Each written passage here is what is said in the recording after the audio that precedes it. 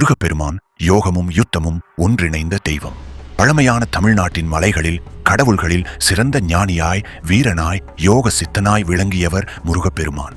தமிழர் போர்க்கலையின் தெய்வமாகவும் கருதப்படுகிறார்.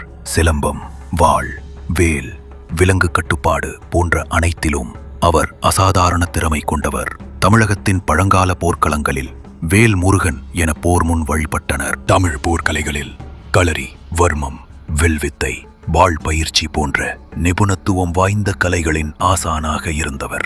பல்வேறு நாடுகளிலிருந்து அரசர்கள் தங்கள் பெரும் படைகளுடன் புறப்பட்டனர்.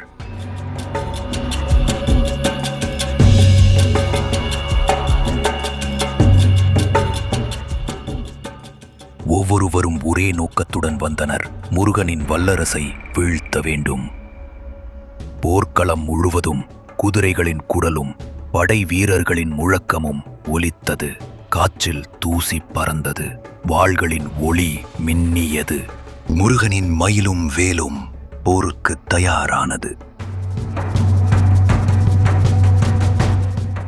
அந்த அமைதியின் நடுவில் முருகன் தோன்றினார்.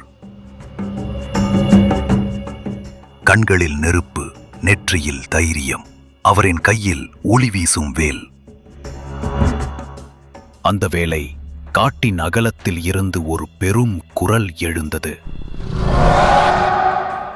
அது முருகனின் யாழி, அவரது தெய்வீக போர்வாகனம். மின்னல் போல் வலிமையுடன் அது காடுகளை தாண்டி பறந்தது. மரங்களின் மீது அதன் இறக்கைகள் ஒளிர்ந்தன. விரைவில் அது முருகனின் கோட்டையை அடைந்தது. முருகன் சிரித்தபடி யாழியின் மேல் ஏறி அமர்ந்தார். வேல் அவரது கரங்களில் பிரகாசித்தது. ஒரு தெய்வீக யுத்தம் தொடங்கப் போகிறது. முருகனின் படைகள் போர் முரசை முழக்கினர். அந்த ஓசை மலைகளை கடந்தது, ஆறுகளையும் அதிர்த்தது. வெற்றிவேல் முருகனுக்கு என்ற முழக்கம் வானத்தை நிரப்பியது. படை வீரர்கள் தங்கள் தளபதியை நோக்கி வணங்கினர். அவர்களின் கண்களில் பயமில்லை.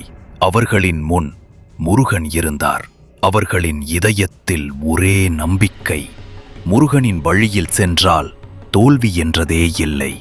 முருகனை பற்றிய குறிப்பிடப்பட்ட ஆதாரங்கள் சங்க இலக்கியங்களிலும் பண்டைய தமிழ் நூல்களிலும் காணப்படுகிறது.